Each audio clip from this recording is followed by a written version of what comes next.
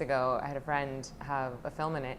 And then last night I was speaking to my friend who has a web series, and she went to a big conference with a bunch of people it was actually a bunch of women who have their own web series. And when I went to see the short, afterwards my friend came up to me and like hugged me, and she like from the bottom of her soul was like, "Emily, I am so sorry."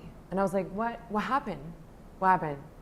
Like I thought that something bad had happened that I was unaware of, and she's like, no, I'm so sorry about the sound.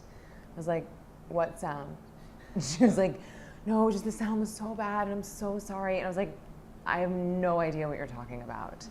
And it was so interesting because like as the night went on, I kept asking her questions like, what are you talking about? I mean, yes, it was like one moment where it was like a little louder than the rest of them, but that's like a short film. Like it was like a tiny little blip. And honestly, until she said something, I didn't even remember it. And then at this conference that I went to, my friend who has her own web series says that every single woman that got up and showed her web series, they all apologized for it.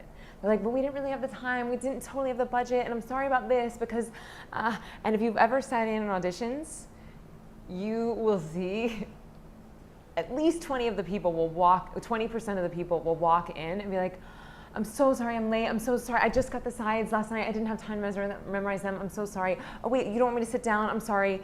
And it's like you're apologizing for your existence. It's apologizing for your art, and it's just like, stop doing that. Do work that is of a level that you're proud to put your name on, and don't apologize for it. End of story. Do your best, do not apologize for it, and call it a day.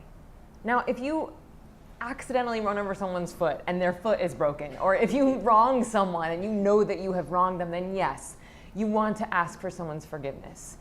Asking for someone's forgiveness is different than apologizing for your work.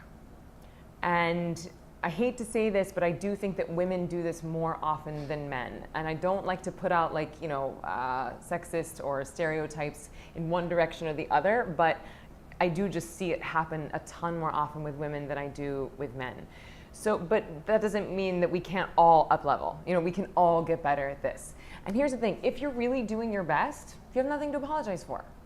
There's nothing to say I'm sorry for. And if you're not doing your best, then that's a different thing that we have to talk about. Then what kind of resistance is showing up that's disallowing you from doing your job the way that you would be enthusiastic and excited about putting your name on that project?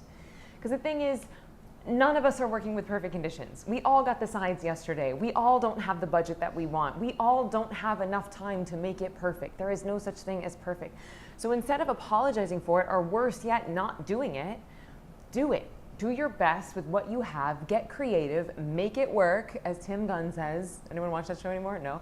And then call it a day, right? You gotta, at some point, you have to surrender. And this goes with everything. It was funny because I was listening to my friend tell my fiance this story about all the women apologizing for their web series, and he was like, do you know that when Steve Jobs released the first iPhone, he didn't get up on stage and say, you guys, there's a bunch of features that aren't great yet, but in the third version, it's gonna be a ton better, and the antenna's not really totally fixed, but we're really sorry. We promise in like 3 versions it's gonna be better. No. He was screaming at his employees backstage, being like, this better fucking work.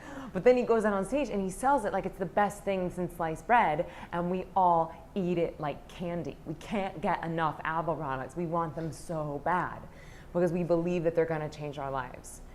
And part of our jobs as artists and as storytellers is to step into that confident version of ourselves that everyone wants a performer to be.